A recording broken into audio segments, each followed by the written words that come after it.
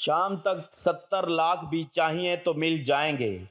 صبح کے وقت قرآن کی یہ ایک سورت پڑھ لو، یہ خاص سورت صرف ایک بار پڑھ لینا۔ بسم اللہ الرحمن الرحیم۔ آج میں اپنے ناظرین کو ایک ایسے عمل کے بارے میں بتانے جا رہا ہوں کہ اگر شام تک آپ لوگوں کو 70 لاکھ روپے کی ضرورت بھی ہوگی تو اللہ پاک آپ کو اپنے غیبی خزانوں سے عطا فرما دیں گے۔ جس عمل کی میں بات کرنے جا رہا ہوں، یہ عمل آپ لوگوں نے صبح کے وقت کرنا ہے۔ جب آپ رات کو سو کر صبح آپ کی آنکھ کھلے تو آپ لوگوں نے یہ خاص کلمات پڑھ لینے ہیں۔ کچھ خاص لفظ ہیں جو میں آپ کو بتانے جا رہا ہوں، ان کو آپ لوگوں نے پڑھ لینا ہے۔ انشاءاللہ شام تک آپ کی ہر طرح کی مالی ضرورت پوری ہو جائے گی۔ محترم ناظرین، جس قدر آپ کو پیسوں کی ضرورت ہوگی، دولت کی ضرورت ہوگی، رزق کی ضرورت ہوگی، اللہ پاک عطا فرما دے گا۔ ہمارے اپنے معاشرے میں، اپنے دوستوں میں، رشتہ داروں میں، گلی محلے میں اکثر ایسا ہوتا ہے کہ جب ہم دنیا کی چیزوں اور نعمتوں کے لحاظ سے اپنے سے اوپر والے کو دیکھتے ہیں تو دل و دماغ میں بس ان چیزوں کی باتیں چلنا شروع ہو جاتی ہیں کہ یہ میرے پاس ہونا چاہیے، فلاں کے پاس اتنا پیسہ ہے، اتنی دولت ہے، اتنی اچھی زندگی گزار رہا ہے، میرے پاس بھی یہ سب ہونا چاہیے، فلاں کے پاس اتنی خوبصورت رہائش گاہ ہے، میرے پاس بھی ہونی چاہیے، فلاں کے پاس اتنی شاندار سواری ہے، میرے پاس کیوں نہیں، فلاں بندہ مہینے کی اتنی تنخواہ لے رہا ہے، اتنے پیسے کما رہا ہے، مجھے کیوں نہیں مل رہے۔ اس طرح کی بہت سی باتیں ہمارے دل و دماغ میں گھومتی رہتی ہیں، اور پھر کیا ہوتا ہے کہ وہ انسان دنیا کی ان چیزوں کی وجہ سے ہی الجھا رہتا ہے، کبھی اس کی زبان پر شکر کے کلمات آتے ہی نہیں۔ ہر طرح کی تعریف اللہ کے لیے ہے جو احسان کرنے والا، مہربان رحیم ہے۔ میں اس پاک ذات کی حمد بیان کرتا ہوں، اس کے قدیم احسان اور نعمتوں پر، اور میں گواہی دیتا ہوں کہ اللہ کے علاوہ کوئی معبود نہیں، وہ یکتا ہے، اس کا کوئی شریک نہیں، وہی اول ہے اور آخر ہے، ظاہر ہے اور باطن ہے، اور وہ ہر چیز کا علم رکھتا ہے۔ شکر کا پہلا درجہ یہ ہے کہ انسان کے دل میں اللہ تعالیٰ کی نعمتوں کا احساس ہونا چاہیے، اور اس بات کا ادراک ہونا چاہیے کہ جتنی بھی نعمتیں اس کو حاصل ہوئی ہیں فقط فضل الہی سے حاصل ہوئی ہیں۔ دوسرے یہ کہ ناشکری کے کلمات نہیں نکلنے چاہیے، اور اپنے اعمال کے ذریعے بھی شکر گزاری والا رویہ اختیار کرنا چاہیے۔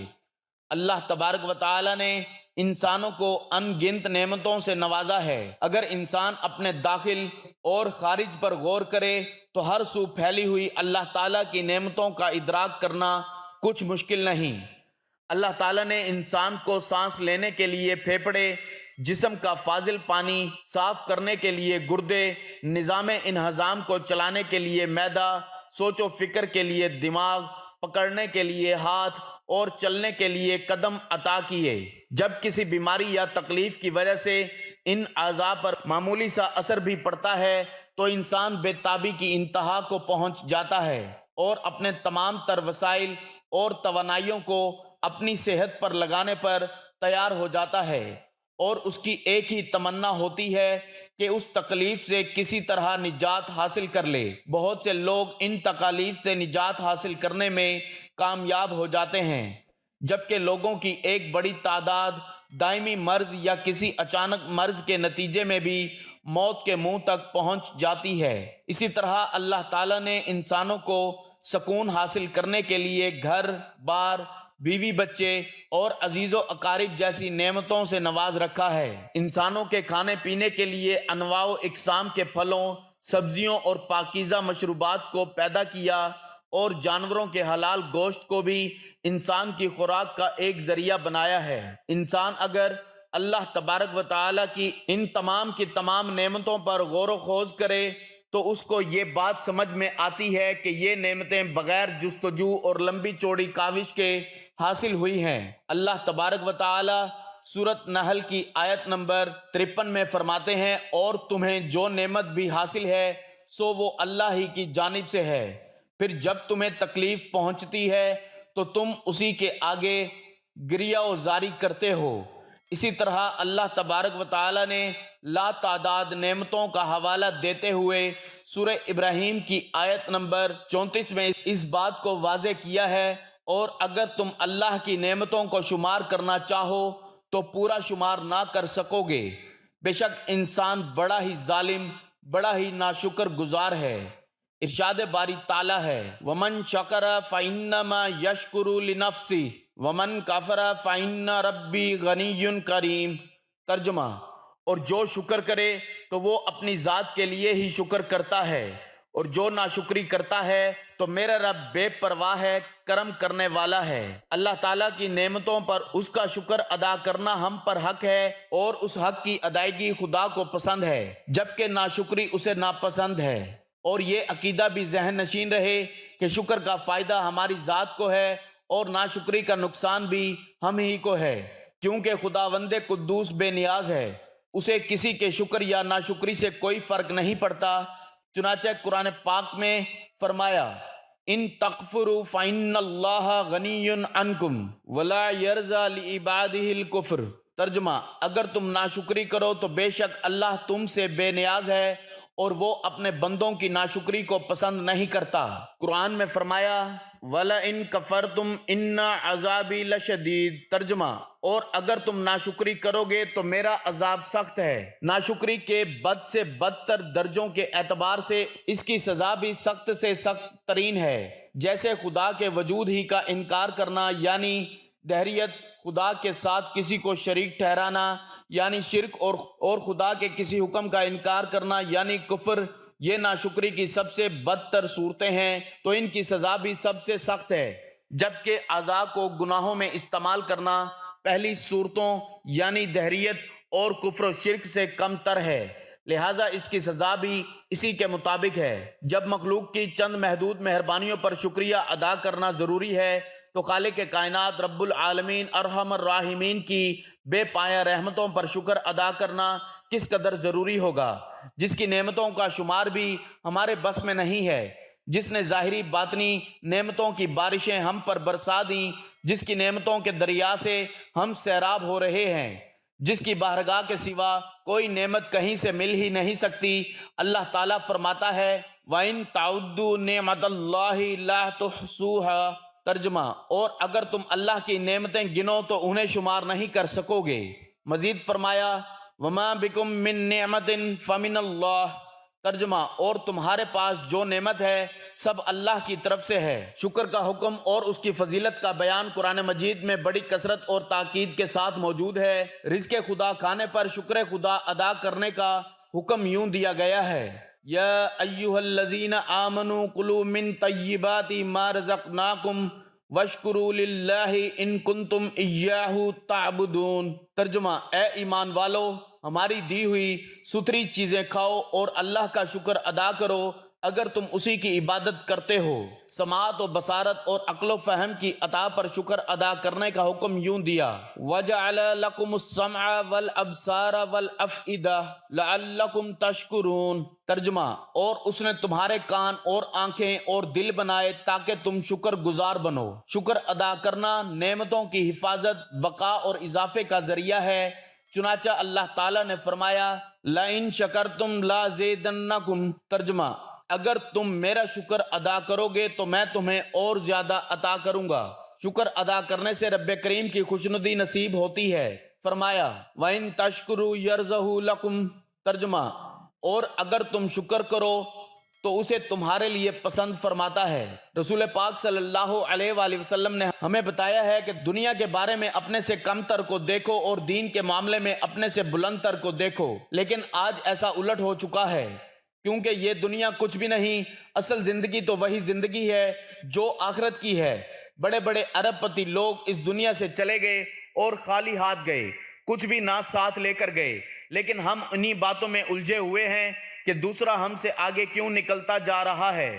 دوستو، آج میں جو عمل آپ کو بتانے جا رہا ہوں، یہ عمل اتنی فضیلت والا ہے، اتنی شان والا ہے اور اتنی عظمت والا ہے، اگر آپ اس کو صبح اٹھ کر پڑھ لیتے ہیں، اپنے دونوں ہاتھوں کی انگلیوں پر اس کا ذکر کر لیتے ہیں، تو شام تک آپ کی ہر ضرورت پوری ہو جائے گی، چھوٹی ہو بڑی ہو، جس طرح کی ضرورت ہو، جس طرح کا آپ کا مقصد ہو، پیسوں کا مقصد ہو، دولت کے حوالے سے ہو، کاروباری حوالے سے ہو، وہ پورا ہو جائے گا۔ تو آپ لوگ وہ عمل نوٹ فرما لیں کہ کس طرح سے پڑھنا ہے۔ محترم ناظرین، سورۃ الرحمن کا بڑا خاص وظیفہ ہے، بڑا شاندار وظیفہ آپ کو بتائیں گے، خاص کر ان لوگوں کے لیے جو مایوس ہو چکے ہوں، مجبوری میں ہوں، پریشانی میں ہوں، قرضوں کا بوجھ ہو، قرض والے بہت پریشان کرتے ہیں، مالی مشکلات کا مسئلہ ہے، گھر میں برکت نہیں ہے، آمدن میں خیر و برکت نہیں ہے، مال و زر کی کثرت چاہتے ہیں، آپ چاہتے ہیں کہ کھلے انداز میں آپ کے پاس مال و دولت آئے، مال و دولت کی کثرت ہو، تاکہ آپ احسن طریقے سے اپنی زندگی گزار سکیں۔ سورۃ الرحمن کے حوالے سے وظیفہ بیان کریں گے۔ جو لوگ معاشی پریشانیوں کا شکار ہیں، قرضوں کا بوجھ ہے، کاروبار میں نقصان ہے، آمدن میں خیر و برکت نہیں ہے، آپ کے پاس صلاحیت ہے، ہنر ہے، اچھا کام نہیں ملتا، اچھا روزگار نہیں ملتا، سورۃ الرحمن کا وظیفہ کریں۔ انشاءاللہ دنوں میں آپ کے مسائل حل ہوں گے، مفید وظیفہ آپ کو بتائیں گے۔ سورۃ رحمان کا نام اللہ کے خوبصورت ترین ناموں میں سے ایک نام پر رکھا گیا ہے۔ اس سورت میں خدا کے فضل کی مثالیں دی گئی ہیں اور اللہ کے مختلف تحائف کی اہمیت کو دہرایا گیا ہے۔ حضرت علی رضی اللہ تعالیٰ عنہ سے روایت ہے کہ میں نے رسول اللہ صلی اللہ علیہ وآلہ وسلم سے فرماتے ہوئے سنا کہ ہر چیز کے لیے حسن و جمال اور زینت ہے، اور قرآن کا حسن و جمال اور زینت سورۃ الرحمن ہے۔ قرآن مجید کی یہ ایک ہی سورت ہے جس میں انسان کے ساتھ زمین کی دوسری با اختیار مخلوق جنوں کو بھی براہ راست خطاب کیا گیا ہے، اور دونوں کو اللہ تعالیٰ کی قدرت کے کمالات، اس کے بے حد و حساب احسانات، اسی کے مقابلے میں ان کی عاجزی و بے بسی اور اس کے حضور ان کی جواب دہی کا احساس دلا کر اس کی نافرمانی کے انجام بد سے ڈرایا گیا ہے اور فرما برداری کے بہترین نتائج سے آگاہ کیا گیا ہے۔ اگرچہ قرآن پاک میں متعدد مقامات پر ایسی تصریحات موجود ہیں جن سے معلوم ہوتا ہے کہ انسانوں کی طرح جن بھی ایک ذی اختیار اور جواب دہ مخلوق ہیں، جنہیں کفر و ایمان اور طاقت و عصیان کی آزادی بخشی گئی ہے، اور ان میں بھی انسانوں ہی کی طرح مومن اور مطیع و سرکش پائے جاتے ہیں، اور ان کے اندر بھی ایسے گروہ موجود ہیں جو انبیاء علیہم السلام اور کتب آسمانی پر ایمان لائے ہیں، لیکن یہ صورت اس امر کی قطعی صراحت کرتی ہے کہ رسول اللہ صلی اللہ علیہ وآلہ وسلم اور قرآن مجید کی دعوت جن اور انس دونوں کے لیے ہے، اور حضور صلی اللہ علیہ وآلہ وسلم کی رسالت صرف انسانوں تک محدود نہیں ہے۔ سورت کے آغاز میں تو خطاب کا رخ انسانوں کی طرف ہی ہے، کیونکہ زمین کی خلافت انہی کو حاصل ہے، خدا کے رسول انہی میں آئے اور خدا کی کتابیں انہی کی زبانوں میں نازل کی گئیں۔ لیکن آگے چل کر آیت 13 سے انسان اور جن دونوں کو یکساں مخاطب کیا گیا ہے اور ایک ہی دعوت دونوں کے سامنے پیش کی گئی ہے۔ سورت کے مضامین چھوٹے چھوٹے فقروں میں ایک خاص ترتیب سے ارشاد ہوئے ہیں۔ آیت 1 سے 4 تک یہ مضمون بیان فرمایا گیا ہے کہ اس قرآن کی تعلیم اللہ تعالیٰ کی طرف سے ہے، اور یہ عین اسی کی رحمت کا تقاضا ہے کہ وہ اس تعلیم سے نوع انسانی کی ہدایات کا سامان کرے، کیونکہ انسان کو ایک ذی عقل و شعور مخلوق کی حیثیت سے اسی نے پیدا کیا۔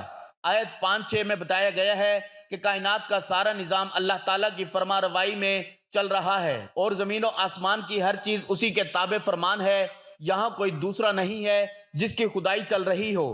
آیت 7 سے 9 میں ایک دوسری اہم حقیقت بیان کی گئی ہے کہ اللہ تعالیٰ نے کائنات کے اس پورے نظام کو ٹھیک ٹھیک توازن کے ساتھ عدل پر قائم کیا ہے، اور اس نظام کی فطرت یہ چاہتی ہے کہ اس میں رہنے والے اپنے حدود و اختیار میں بھی عدل ہی پر قائم ہوں اور توازن نہ بگاڑیں۔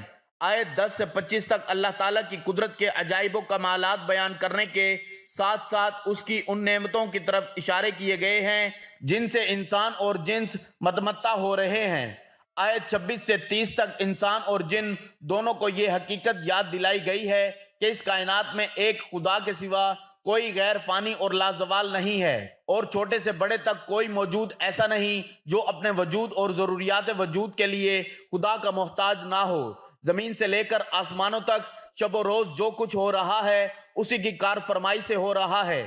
آیت 31 سے 36 تک ان دونوں گروہوں کو خبردار کیا گیا ہے کہ ان قریب وہ وقت آنے والا ہے جب تم سے باز پرست کی جائے گی، اس باز پرست سے بچ کر تم کہیں نہیں جا سکتے۔ خدا کی خدائی تمہیں ہر طرف سے گھیرے ہوئے ہے، اس سے نکل کر بھاگ جانا تمہارے بس میں نہیں ہے۔ اگر تم اس گھمنڈ میں مبتلا ہو کہ اس سے بھاگ سکتے ہو تو بھاگ کر دیکھو۔ آیت 37-38 میں بتایا گیا ہے کہ یہ باز پرس قیامت کے روز ہونے والی ہے۔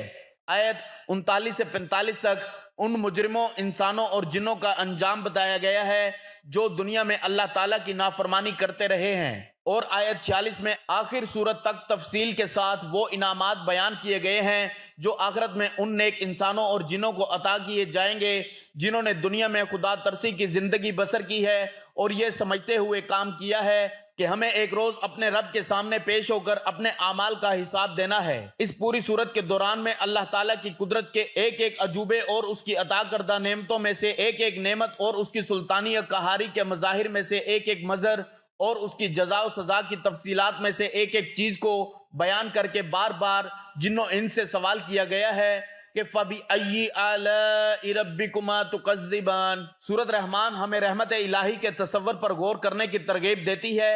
اللہ نے ہمیں مختلف تحائف دیے ہیں، یہ دنیا بھی ایک تحفہ ہے۔ درخت، کھانا، ہمارے ارد گرد کا ماحول، ہوا، پانی، صحت مند جسم اور دماغ، خاندان، دوست، سب کچھ ایک تحفہ ہے۔ ہم اس سب کو قدر کی نگاہ سے نہیں دیکھتے ہیں، لیکن اس آخر میں اس طرح کے ہر تحفہ کی اہمیت ہوتی ہے۔ سورۃ الرحمن ہمیں یاد رکھنے میں مدد کرتی ہے کہ اس طرح کے تمام خدائی احسانات ایسی چیزیں نہیں ہیں جن سے ہمیں غفلت برتنی چاہیے۔